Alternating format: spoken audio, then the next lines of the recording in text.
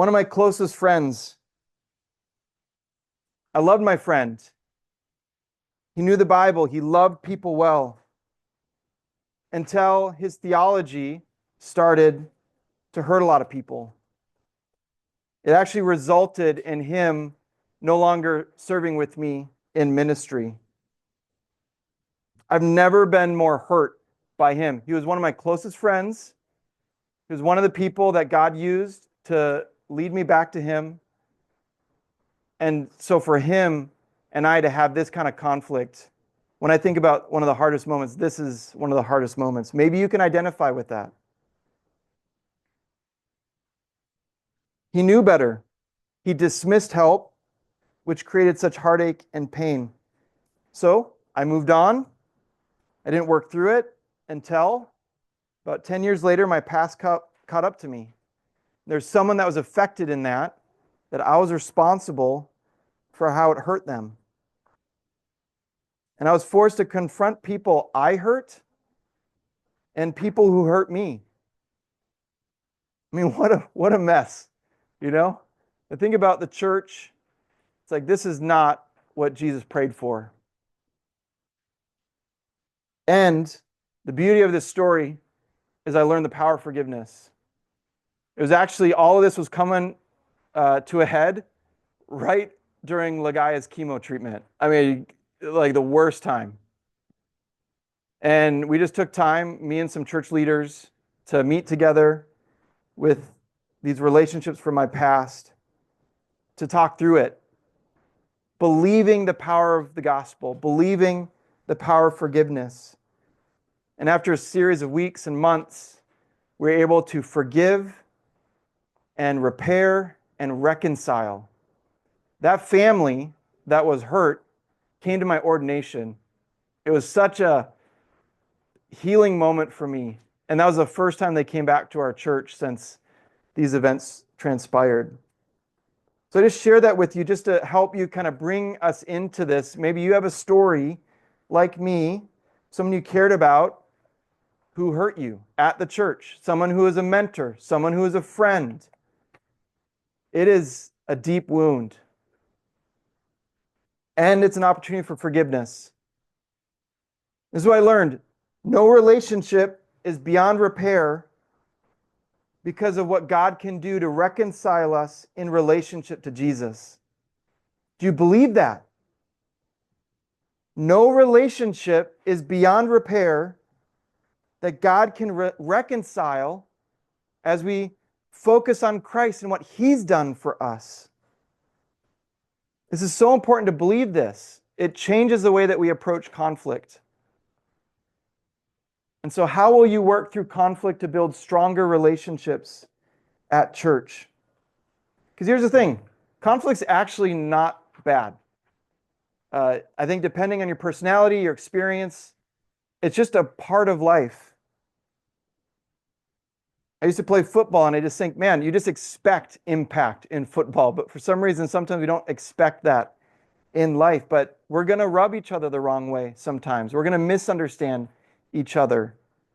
Conflict is a part of life. Now, what James reminds us of, it says, what causes fights and quarrels among you? Don't they come from your desires that battle within you? So as we move from a conversation of conflict to fighting and quarreling, not all conflict is fighting, but fighting is a conflict. And James says that that comes from the desires that battle inside every person in this room. And so we can't avoid it. We can't remove it. We're not going to go to another church and it's going to magically disappear. Someone once said, if you ever find the perfect church, don't go there because you'll mess it up. Right? Church is a hurting place. People come for restoration in Jesus, and it's a process. We're made new in Him, and we're experiencing that reality as we trust Him. Till one day we'll see Him face to face, and we'll be made completely new. But between now and then, we need to plan for conflict. And the beauty of the gospel is we can use conflict to develop closeness, which makes no sense to most people. Because I think for a lot of us, we just want to run away. It's easier to not talk about it. It's easier just to be nice after an argument. Did you know that 69% of problems in a relationship are unsolvable? Almost 3 out of 4. You know, that could be a personality trait that rubs you the wrong way. You can't change a person's personality. It could be a person's long-standing issue due to a chronic health problem that they didn't want, and it makes it really hard. Or maybe there's some family of origin norm that really shaped them as a kid that continues to pop up.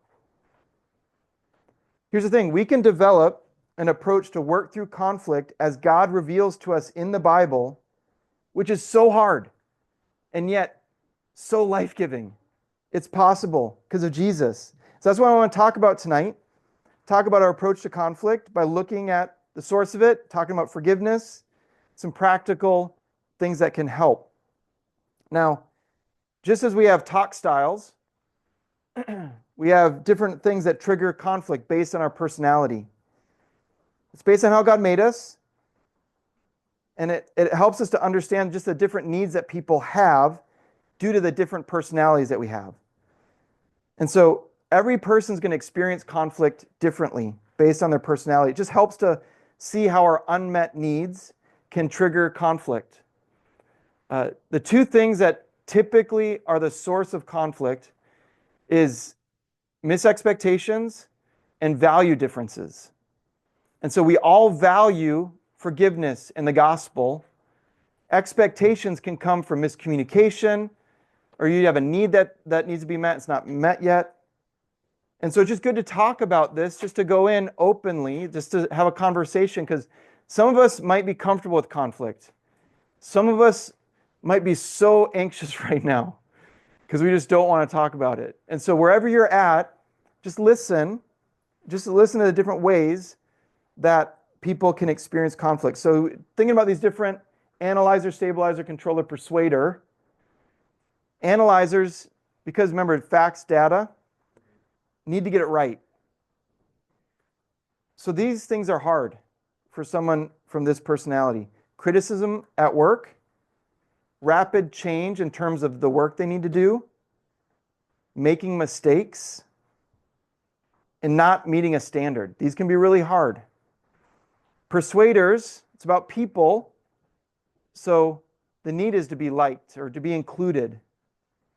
So isolation, lacking freedom to connect with multiple people, personal rejection, sarcasm, broken trust. These are triggers. Stabilizers need security, need trust, so confrontation, rapid change in relationship, displeasing people, personal conflict, being alone. It's more on a small relationship, whereas like a persuader's on kind of a larger group scale. Controllers, or I like to call initiators, need to be in control. So inaction, inefficiency, being used, criticism of decisions, a lack of control. These are just helps. Now, please hear me. These aren't to define people, okay? It's just to help us understand and to see how people receive conflict in a different way than maybe we do. And so just take a minute to evaluate, just in your group, you start a conversation about communication styles, maybe talk about needs, what triggers. And you can see these different categories could be a prompt, but it's more important for you to share on a personal level than trying to figure this out. So just have this prompted conversation, what kind of spoke to you, and then share what triggers conflict in you, and then maybe share like what helps you. And so just take a few minutes to talk through this, and then we'll come back together.